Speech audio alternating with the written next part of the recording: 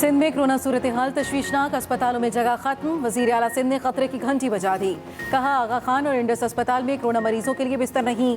Infection disease अस्पताल full हो गया। एक्सपो सेंटर में HDU दोबारा खोल दिया। ये वक्त एहतियात का है, नरमी की गुंजाइश नहीं। सिंध में कोरोना बारे पाबंदियां सख्त करने का ऐलान। सूबे में दुकानें 8 बजे के बजाय शाम 6 बजे तक खुलेंगी। शॉपिंग मॉल्स और इसमें कायम फार्मेसीज भी 6 बजे बंद होंगी। रेस्टोरेंट्स पर इंडोर और आउटडोर डाइनिंग मुकम्मल तौर पर बंद। टेक अवे और होम डिलीवरी की इजाज़त होगी। हर किस्म की तकरीबात पर पाबंदी होगी। तालीमी इदारे भी बंद रहेंगे।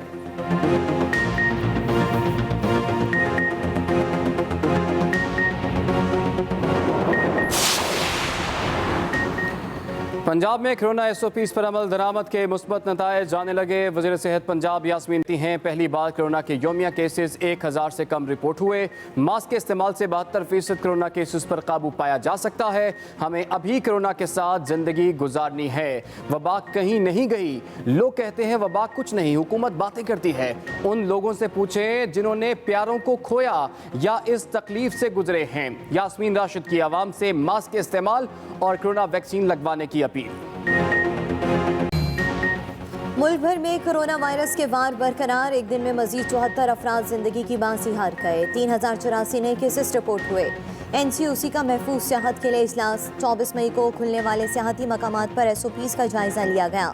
सरबरा NCOC असद उमर का ट्वीट। कहा मुख्तलिफ शोबों की तंजीमों को साथ मिलाकर वैक्सीनेशन मुहिम को मजीद मुतहर्रिक किया जाएगा।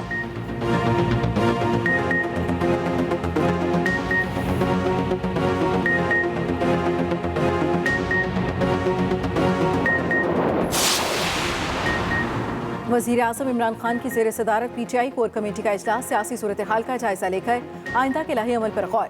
तरीन ग्रुप के साथ होने वाली बातचीत और कौमी मामलात का जायजा लिया जा रहा है।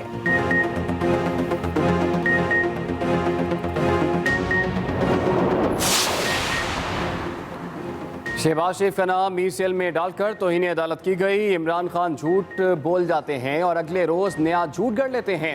मरियम औरंगजेब की इस्लामाबाद में न्यूज़ कॉन्फ्रेंस। आटे, गैस और बिजली की कीमत को आप तब्दील नहीं कर सकते।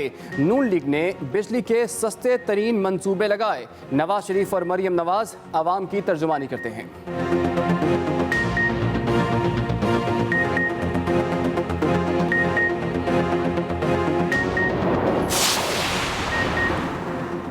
मुल्की मईशत की बहाली के लिए इकदाम कर रहे हैं। शॉर्ट टर्म और लॉन्ग टर्म पॉलिसियाँ बना ली हैं। वज़ीर ख़जाना शौकत तरीन की इस्लामाबाद में प्रेस कॉन्फ्रेंस। कहा पूरी दुनिया में महंगाई बढ़ चुकी, हमें अब ज़ख़ीरा अंदोसी से सख्ती से निमटना होगा। हमें IMF के पास जाना पड़ा जिसने सख्त रवैया अपनाया।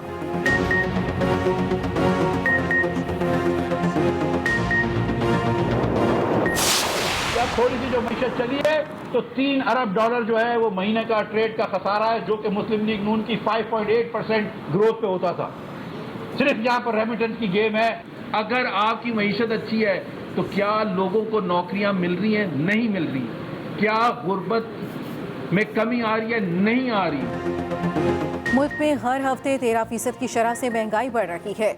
मुस्लिम लीग नून के रहनुमाओं की कराची में प्रेस कॉन्फ्रेंस। साबिक वजीर खजाना मिफ्ताह इस्माइल बोले, नून लीग की 3 बारियों में इतना कर्ज नहीं लिया गया जितना PTI हुकूमत ने 2.5 साल में लिया। मोहम्मद जुबैर ने कहा, सरमायाकारी नहीं तो मईशत कैसे चलेगी? अगर मईशत अच्छी है तो क्या महंगाई कम हुई? लोगों को रोजगार मिला?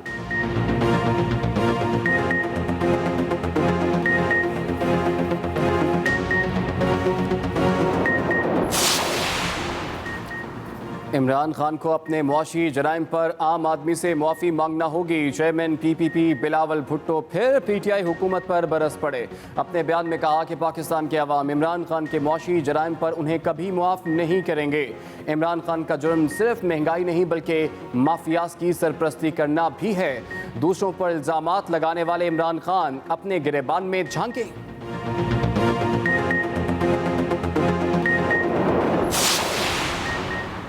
चौधरी निसार अली खान ने कल पंजाब असम्बली की रुकनियत का हल्फ उठाने की तस्दीक कर दी। साबिक वजीर दाखिला कहते हैं कि कल अपनी रुकनियत का हल्फ उठाने जा रहा हूँ। हल्फ उठाने से मेरे मौक़िफ़ या सोच में कोई तब्दीली नहीं आएगी। असम्बली से तनख्वाह, TADA समेत किसी किस्म की मराद नहीं लूँगा।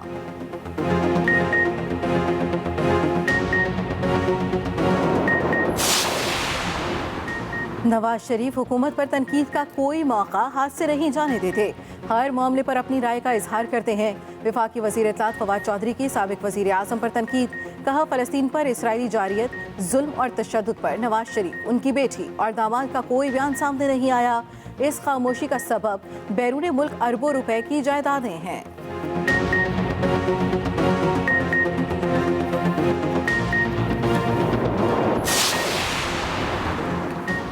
Chairman CPEC authority lieutenant general retired Asim Saleem Bajwa कहते हैं बलूचिस्तान में नौकुंडीता माशखेल 103 किलोमीटर शाहराह पर काम शुरू कर दिया गया।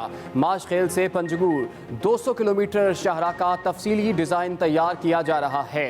सी पैक के मगरबी रूट पर N40 को N85 और M8 से मुंसलिक किया जा सकेगा। इन शाहराहों की तामीर से ईरान तक रसाई मजीद आसान हो जाएगी।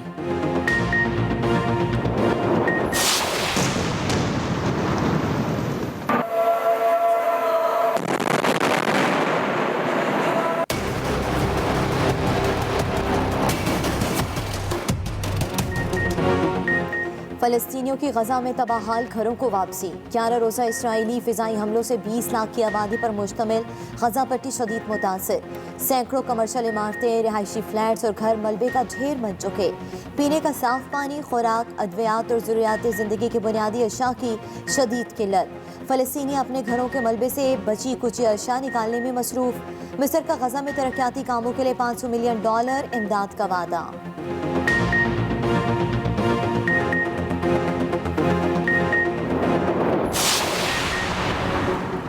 पाकिस्तान में फ़लस्तीनियों से इजहार यकजहती का सिलसिला जारी। जमात इस्लामी के ज़ेर एहतमाम कराची में फ़लस्तीन मार्च। लाहौर, रावलपिंडी समेत मुख्तलिफ शहरों में भी सियासी, मजहबी और समाजी तंजीमों की जानिब से रैलियाँ।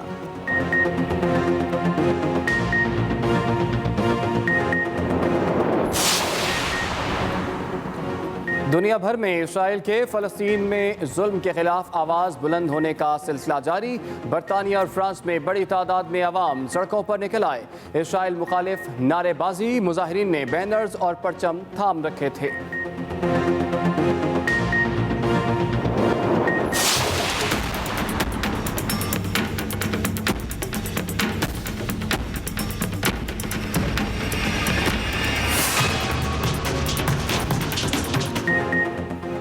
रमज़ान मुबारक और ईद उल फितर गुजर गई, गोश्त की कीमतें वापस न आई। चिकन की कीमत में हर रोज़ इजाफा जारी। हुकूमत और इंतज़ामिया सिर्फ दावों की हद तक महदूद। लाहौर में ब्रायलर गोश्त की कीमत 444 तक जा पहुंची। कोयटा में मुर्गी का गोश्त 510 रुपये किलो तक फरोख्त होने लगा। पेशावर में चिकन की कीमत 321 रुपये फ़ी किलो। मुल्क के दूसरे इलाकों में भी कीमतें बेकाबू। शहरियों की दुहाई, हुकूमत से महंगाई कम करने का मुतालबा।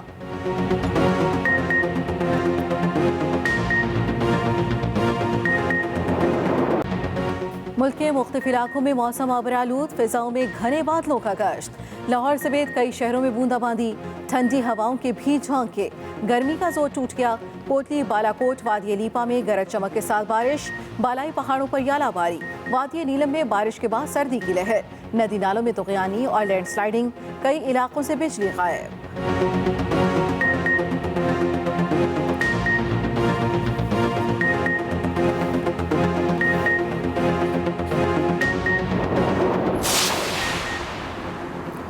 भारत में कोरोना वायरस मुसलसल बेकाबू। 24 घंटों में 2,40,000 से ज़ायद केसेस रिपोर्ट। 3,741 हलाकतें। महाराष्ट्र, कर्नाटका, केरला, आंध्र प्रदेश, तमिलनाडु और उत्तर प्रदेश सबसे ज़्यादा मुतासरा रियासतें। भारतीय कोरोना किस्म के खिलाफ फाइजर और एस्ट्राजेनेका वैक्सीन मौसर करार। दूसरी जानिब वायरस से सेहतियाब होने वाले 8,800 भारतीय शहरियों में ब्लैक फंगस की तस्दीक।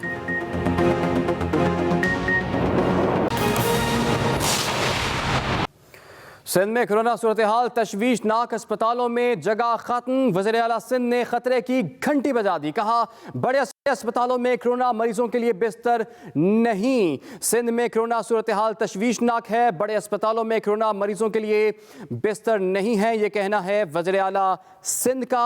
और वज़ीर आला सिंध ने कहा कि इन्फेक्शन डिजीज़ अस्पताल फुल हो चुके हैं। एक्सपो सेंटर में HDU दोबारा, ये वक्त एहतियात का है, नरमी की गुंजाइश नहीं। सिंध में पाबंदियां सख्त करने का ऐलान। उनका मजीद क्या कहना था, आइए आपको दिखाते हैं। हमने थोड़ी सी सख्ती और करनी है, रिलैक्सेशन की तो बात ही नहीं, और कब हम रिलैक्स करेंगे ये भी हम नहीं कह सकते। कोई भी वैक्सीन हो, हुकूमत सिंध, हुकूमत पाकिस्तान उसको टेस्ट करके, उसके ट्रायल्स लेके, डॉक्टर्स से मशवरा करके उसके बाद लगा रही है। तो वैक्सीनेशन आप ज़्यादा से ज़्यादा लगाएं। इरसा ने अपनी तरफ से कानून बनाने शुरू कर दिए। पता है शॉर्टेज है, पानी हमें अपने हिस्से का नहीं मिलेगा, हिस्से जो एक्चुअल एलोकेशन उसे कम मिलेगा, लेकिन वो जो कम मिलना है सबने बराबरी के साथ शेयर करना है। बलूचिस्तान को अपने शेयर से 20% ज्यादा पानी मिला, लेकिन जो हमें लड़ाने की कोशिश की जा रही है ना, वो कहते क्या है, जैसे मैं आपको थोड़ा सा एग्जांपल दे देता हूं, वो एक गिलास पानी का डाल के दरिया में कहता ये बलूचिस्तान को पहुंचाओ ये एक गिलास। मुल्क में कोरोना केसेस की तादाद में कमी आने लगी, मुस्बत केसेस की शरह 5% से नीचे गिर गई। वजीर सेहत पंजाब डॉक्टर यास्मीन राशिद कहती हैं सूबे में कोरोना के सिर्फ 502 मरीज ऑक्सीजन बेड और 8 वेंटिलेटर पर मौजूद हैं।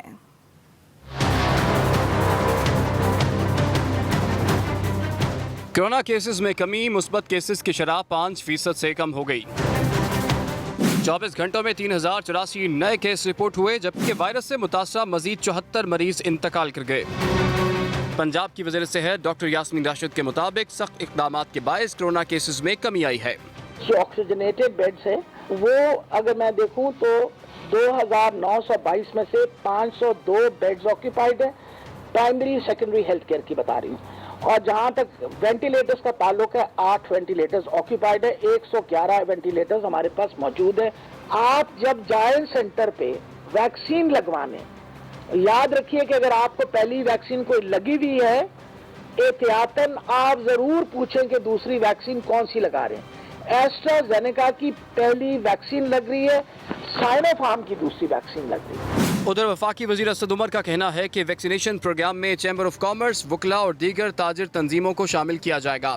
लेबर यूनियन, असातिज़ा और सहाफ़ती तंजीमें भी वैक्सीन प्रोग्राम्स में शामिल होंगी। मुल्क में कोरोना वायरस का फैलाव रोकने के लिए पाकिस्तान ने मजीद 15 ममालिक पर सफरी पाबंदियां आयद कर दी हैं। सिविल एविएशन अथॉरिटी की जानिब से जारी नए सफरी हिदायतनामे के मुताबिक सी कैटेगरी में शामिल ममालिक की तादाद में इजाफा कर दिया गया है। नए इजाफे के बाद सी कैटेगरी में शामिल ममालिक की तादाद 38 हो गई है। इन ममालिक में श्रीलंका, भारत, बांग्लादेश, जनूबी अफ्रीका, इराक, ईरान और ब्राज़ील वगैरह शामिल हैं। इन ममालिक से मुसाफरों की आमद पर सफरी पाबंदियाँ ताहुक्म सानी बरकरार रहेंगी।